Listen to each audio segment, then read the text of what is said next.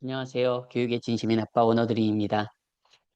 오늘 저한테 추천 뉴스로 가장 최상단에 떠가지고 한번 읽어봤는데 그래도 흥미롭더라고요. 일단 헤드라인에서 보시겠지만 가장 교육을 많이 받은 고학력자가 많은 국가 2025년 기준 탑 10, 전 세계 10입니다. 이제 기사 내용을 자세하게 보면 노동인구 중에 이제 고학력자가 가장 많은 국가 탑10인데요. 한번 바로 보실까요? 그냥 가볍게 보시면 좋을 것 같고요. 대한민국도 있지 않을까요? 대한민국도 교육하면 절대 전 세계 어디에도 뒤지지 않잖아요. 그러면 한국은 또 어디에 위치해 있을지 한번 같이 보겠습니다. 1위는 뜻밖에도 되게 뜻밖이었습니다. 뜻밖의 아일랜드가 1위네요. 아일랜드 같은 경우는 52.4%가 여기 나오지만 노동인구 중에 52.4%가 학사학위나 그 이상의 학위를 가지고 있다고 합니다. 즉 노동인구에 여기 노동인구라는 건 지금 이 기사에서는 25세부터 64세까지의 노동인구 중에서 아일랜드에선 52.4%, 50% 이상이 학사학위나 그 이상의 학위를 소지하고 있다고 합니다. 아일랜드 영어권 국가긴 하지만 사실 1위에 올랐다는 게 좀 의외입니다. 자, 계속 한번 보실까요? 2위는 스위스입니다. 2위는 스위스가 2위를 차지했는데요. 뭐 스위스 관광으로도 유명하고 교육으로도 상당히 유명한 나라긴 하죠. 예. 스위스 같은 경우는 대략 46% 정도가 아까 말씀드린 노동인구 25세에서 64세 노동인구 중에서 46%가 여기는 college degrees하고 나왔지만 학사학위 그 이상을 가지고 있다는 겁니다. 네. 그리고 인구수로 하면은 270만 명이 그런 고학력자들이 46%를 차지하고 있다고 합니다. 노동인구 중에서. 뭐 스위스는 워낙 뭐 유명한 학교도 많고 그리고 뭐 호텔, 관광 이런 쪽으로도 뭐 한국 분들도 유학도 상당히 예전부터 많이 가시고 우리에게 또 잘 알려진 나라죠. 스위스 같은 경우는 또 여기 3%그 스위스 GDP의 국내 총생산의 3%를 R&D에 투자하는 국가라고 합니다. 뭐 3%가 적은 것 같지만 이 스위스의 GDP를 생각했을 때는 절대 적은 그런 금액은 아니라고 생각합니다. 자, 2위까지 봤고요. 3위 한번 보실까요? 3위는 싱가포르입니다. 뭐 대한민국에서도 조기 유학뿐만 아니라 대학교 유학까지도 굉장히 많이 가고 해외 취업도 많이 하는 곳 중에 또 한 곳이죠. 싱가포르이 3위에 올랐고요. 싱가포르 같은 경우엔 그 노동 인구의 45%가 인구수로 하면 190만 명이 그렇게 학사학위 혹은 학사학위 그 이상 가지고 있다고 하네요. 뭐 싱가포르 같은 경우엔 정말 그 교육열이 한국 못지않죠. 그 학생들의 공부하는 초중고 학생들의 공부하는 그 학습량이 한국 못지않습니다. 굉장히 치열합니다. 싱가포르 같은 경우엔 교육열도 상당히 높고요. 그러니까 뭐 3위에 오른 게 그다지 놀라운 일은 아닌 것 같습니다. 뭐 여기도 나오지만 뭐 싱가포르 국립대학이나 그리고 난양 공대 같은 경우에는 한국 학생들도 유학을 많이 가는 곳이고 그리고 전 세계 그 대학 순위에서도 랭킹 순위가 굉장히 높은 명문 대학교이기도 하죠. 4위는 굉장히 의외입니다. 벨기에가 4위에 올랐는데요. 벨기에 하면 굉장히 작은 나라잖아요, 유럽에. 그렇죠? 벨기에 같은 경우엔 44.1%의 노동인구 중에 44.1%가 그렇게 학사학위 그리고 그 이상의 학위를 가지고 있다고 합니다. 벨기에는 아시는 분들도 많으시겠지만 네덜란드어 그리고 프랑스어 그리고 독일어가 공용어가 세 개인 나라죠. 네, 이렇게 벨기에가 4위에 올랐습니다. 조금 놀라운데요, 벨기에. 5위는 네, 영국이 올랐네요. 영국이 UK가 올랐고요. 영국 같은 경우는 노동인구 중에 43.6%. 하지만 인구수로 보면 거의 2천만 명, 1910만 명. 그러니까 뭐 거의 2천만 명이 그렇게 학사학위나 그 이상의 학위를 소지하고 있답니다. 노동인구의 43.6%가. 인구수로 하면 뭐 엄청나죠. 근데 이 순위는 지금 그 노동 인구수로 그 고학력자 인구수로 말하는 게 아니라 비율로 퍼센티지로 랭킹을 정한 것 같습니다.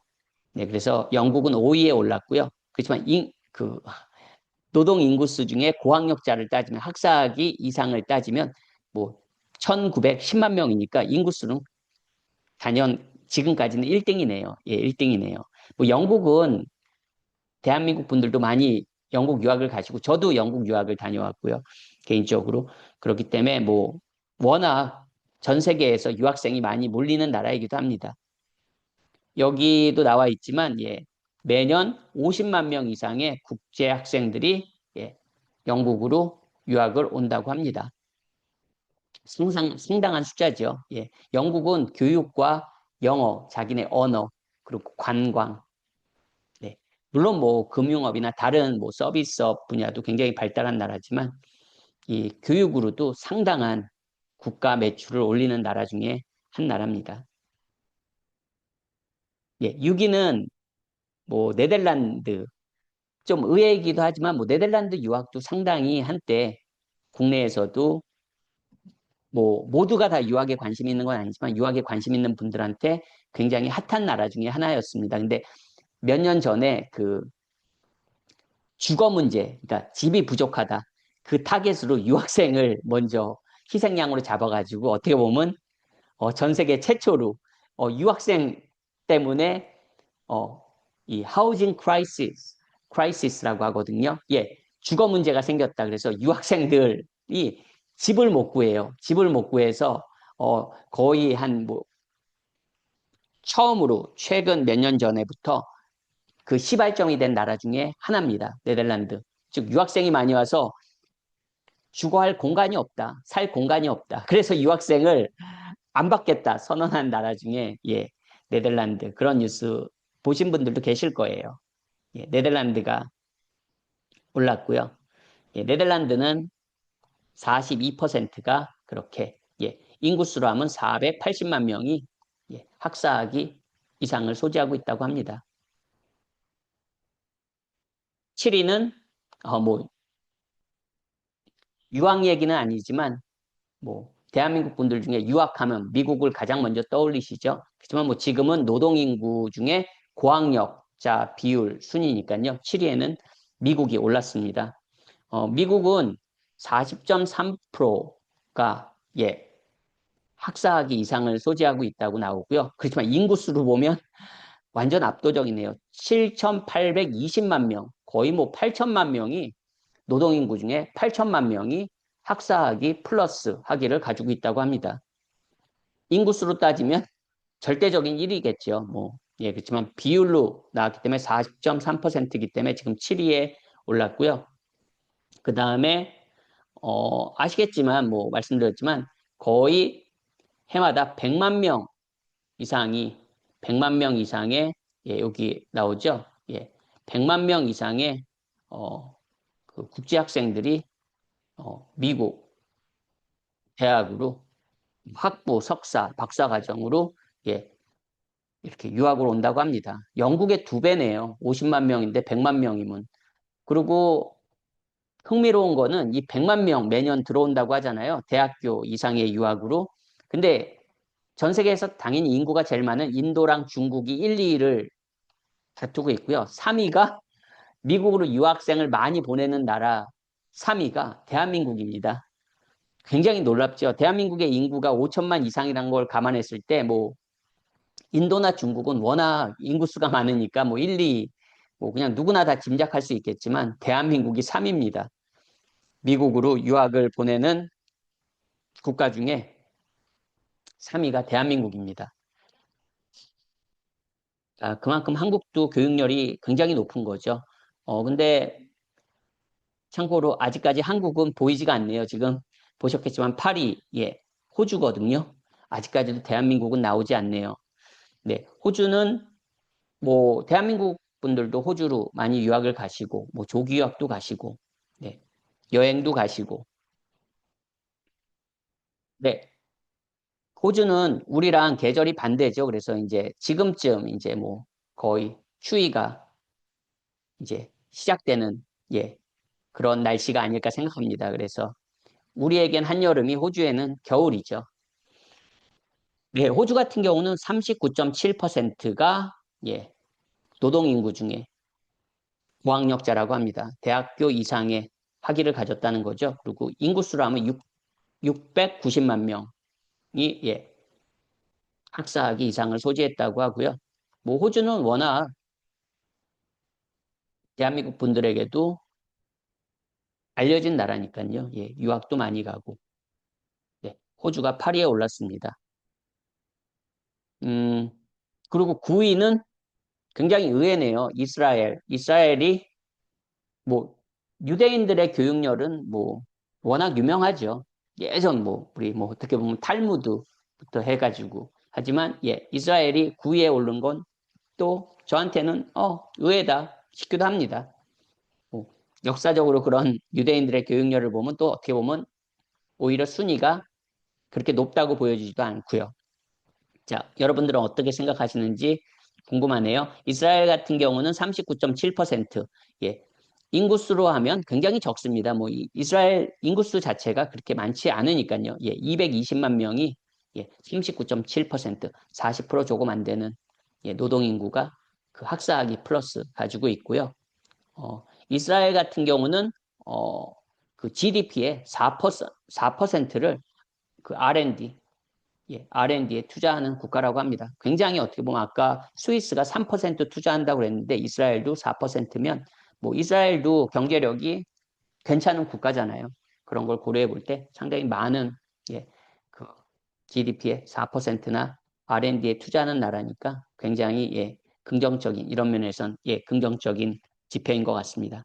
10위는 10위까지 봤는데 대한민국은 없네요. 대한민국이 있어야 될 것 같은데 네. 어쨌든 10위는 예, 스웨덴이라고 나오고요. 스웨덴은 39.6%가 예, 노동인구 중에 고학력자, 학사 플러스 학위를 가지고 있다고 합니다. 인구수로 따지면 뭐 한 260만 명. 스웨덴 같은 경우도 뭐 스칸디나비아 국가 중에 하나로 많이 알려져 있죠.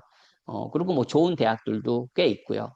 예, 스웨덴 같은 경우도 그렇지만 인구수 자체는 그렇게 많지 않은 나라기 때문에 예, 39.6%라고 해도 260만 명인 것 같습니다. 예, 이렇게 뭐 스웨덴 같은 경우는 참고로 예전에는 전 세계 유학생들에게 모두 학비가 무료였습니다. 하지만 요즘은 그렇지는 않습니다. 요즘은 뭐 여기도 잠깐 나오지만 그 EU 국가 사람들에게는 유학생에게는 아직도 예, 학비가 무료로 제공되지만 대한민국 같이 이제 난 이유라고 하죠. 벗어나면 학비를 내야 되는 경우가 대부분입니다. 하지만 뭐 박사과정이나 이런 쪽에는 아직도 길이 많이 열려 있는 국가 중에 한 곳입니다. 꼭 스웨덴만 그런 게 아니라 뭐 덴마크, 노르웨이 이런 국가들도 박사 공부를 하시는 분에게는 하나의 선택지가 될 수 있는 곳이기도 합니다. 의외지만 예, 대한민국이 없네요. 대한민국이 꼭 있어야 될 것 같은데 예, 대한민국이 없다는 게 글쎄요, 뭐 이게 얼마나 공신력이 있는 그렇다고는 생각되지 않습니다. 그냥 가볍게 저한테 추천 뉴스로 오늘 최생단에 뜬 뉴스이기 때문에 한번 보다가 아 한번 그냥 공유해 봐도 재밌을 것 같다 하는 마음에 가볍게 공유 드리는 거니까요. 너무 이 순위를 심각하게 생각하실 필요는 없으실 것 같습니다. 오늘도 영상 시청해 주셔서 감사합니다. 안녕히 계세요.